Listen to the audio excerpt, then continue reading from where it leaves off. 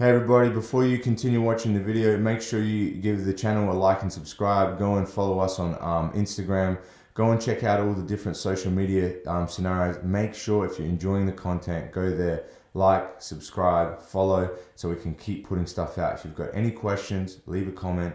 All right, make a comment on either of our pages and we'll answer them as soon as we can.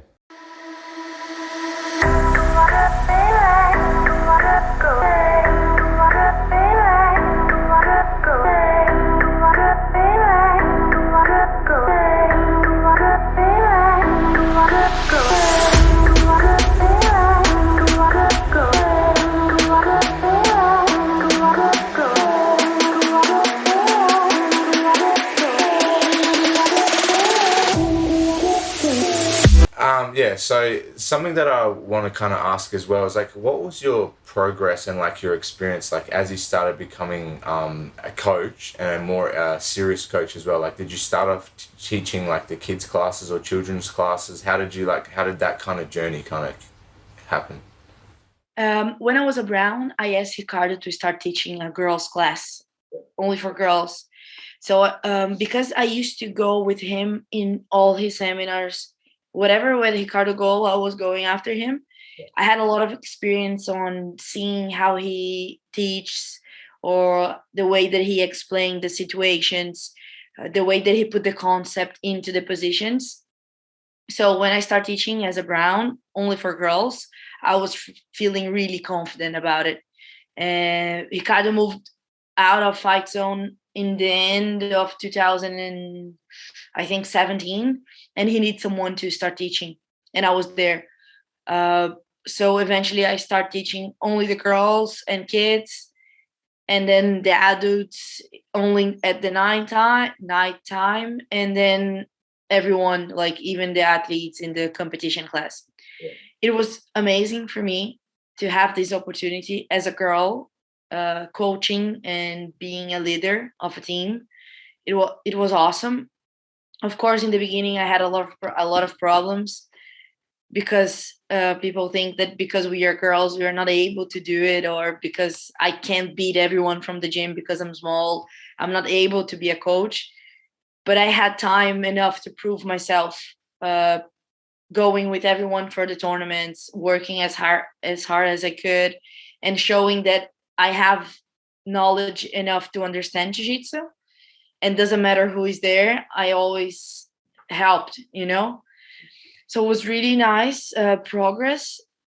I think I grow a lot as a person, understanding that there is different ways to behave with athletes, because with me it's okay, only porrada.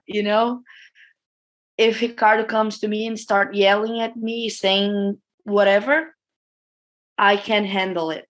Yeah. But eventually I understand that people don't work in the same way. If I yell at a small girl, maybe she's not going to be able to come back. She's going to be frustrated. So I start understanding more about people. Yeah. I did a psychologist course for athletes to understand how they think, what should I do as a coach, what I can do as a coach.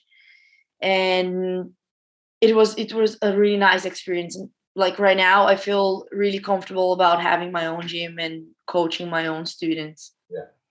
It's an interesting kind of journey of anything, because when you start anything new, it's always unfamiliar or uncertain, and you start to learn everything as you kind of like go down that path. But it's just interesting for me to hear like, especially talking about you doing like a course to do with psychology and understanding how to communicate and stuff like that. And that's something that I think me in particular, having a very similar kind of idea of like of training and coaching, competing in rugby and other things at a fairly high level as well. It's never about the person's feeling, it's about like the end goal. Now that's great if you're an athlete as well, but for the main majority of the gym, or the general public that come here to train, like it's not really what they're here for. They're here for to enjoy and to build a bond and this kind of like brotherhood or family kind of scenario with you know, other people that are on the same kind of journey as them, like learning themselves and learning jiu-jitsu. And that's something that I've always struggled with as well, you know, being yeah, just keeping in mind that their goal is not the same as mine, and that's okay. And you don't have to force them into growing or improving or whatever.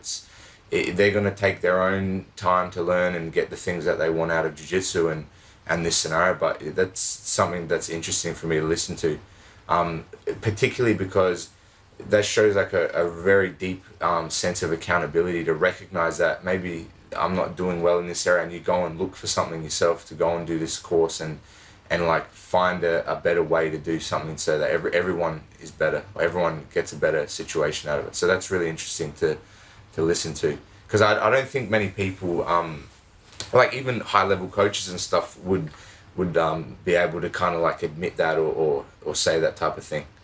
So that's Yeah, like very interesting. I understand that because I wasn't competing because of the pandemic. I wasn't competing. I was only training.